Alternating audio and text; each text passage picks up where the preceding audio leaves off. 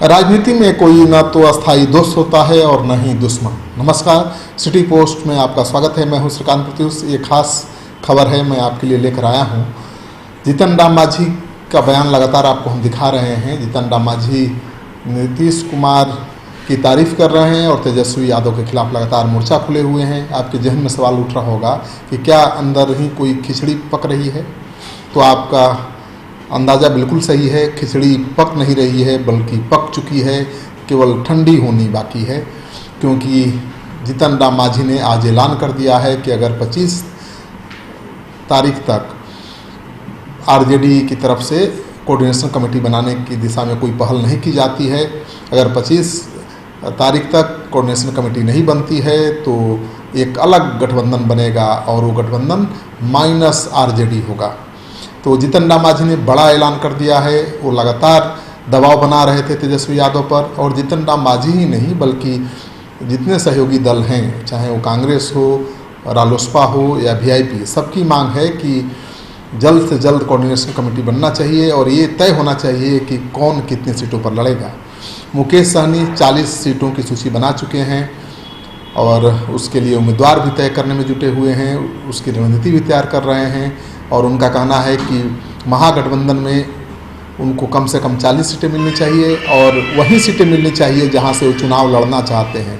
यानी जो सीट आप देंगे वही सीट नहीं ले लेंगे, वही सीट लेंगे, वही सीट उनको चाहिए जहां वो जीत सकते हैं। इसी तरह की सूची सब दलों के पास बनकर तैयार है, लेकिन तेजस्वी यादव तो उस सूची को देखने के लिए तैयार ही नहीं है।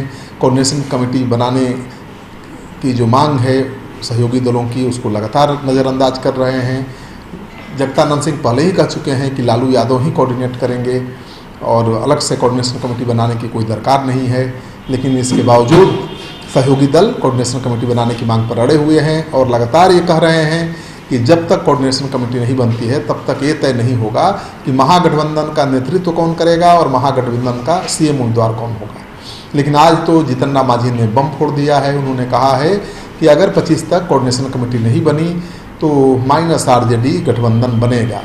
माइनस आरजेडी गठबंधन क्या होगा आपको मैं समझा देता हूं कि जीतन राम मांझी बेवजह नहीं तारीफ कर रहे हैं नीतीश कुमार की।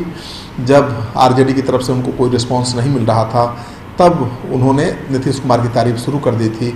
और नीतीश कुमार भला क्यों नहीं चाहेंगे कि जीतन राम मांझी आरजेडी को छोड़कर उनके साथ चले जाएं, क्योंकि वही जीतन राम मांझी हैं जो एक साधारण नेता थे जिनको नीतीश कुमार ने पलक झपकते ही मुख्यमंत्री की कुर्सी पर बिठा दिया था।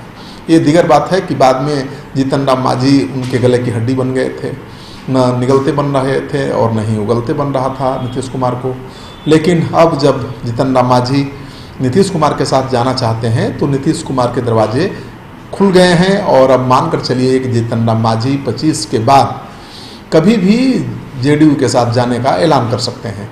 तो जो गठबंधन का स्वरूप है 25 तारीख के बाद बदल जाएगा, केवल एनडीए का ही नहीं महागठबंधन का भी। क्योंकि जब जीतन राम मांझी जेडीयू के साथ जाएंगे तो जेडीयू की मांग ज़्यादा सीटों की होगी और ज़्यादा सीटों की जब मांग होगी तो चिराग पासवान पर दबाव बनेगा कुछ सीटें छोड़ने के लिए। लेकिन लोकसभा चुनाव के परफॉर्मेंस को देखा जाए तो चिराग पासवान 35-36 से कम सीटों पर तो किसी कीमत पर नहीं लड़ेंगे। हालांकि वो कह रहे हैं कि 41 सीटें मिली थी उनको पिछले चुनाव में और उतनी ही सीटें इस बार भी मिलनी चाहिए, क्योंकि उनका जो स्कोर रहा है लोकसभा चुनाव में सबसे ज़्यादा हाई रहा है। 6 सीटों पर लड़े, 6 सीटों पर जीते। तो इस हिसाब से उनका दावा कम से कम 36 सीटों पर तो बनता ही है। तो अब सवाल ये उठता है कि क्या जीतन राम मांझी 25 के बाद यानी 26 को ही ऐलान कर देंगे जेडीयू में जाने का, या फिर हाई वोल्टेज ड्रामा चलेगा माइनस आरजेडी गठबंधन बनाने का। इस वीडियो को ज़्यादा से ज़्यादा लोगों के साथ शेयर करिए ताकि पता चले कि बिहार में क्या हो रहा है और अंदर खाने कैसी खिचड़ी पक रही है। आपका सहयोग समर्थन लगातार मिल रहा है, इसे बनाए रखिएगा। अगर आपने अब तक हमारा चैनल सब्सक्राइब नहीं किया है तो कर लीजिए और सब्सक्राइब करने के बाद बेल आइकन दबाना बिल्कुल मत भूलिएगा, तभी आप तक समय से हमारी खबरें पहुँचेंगी।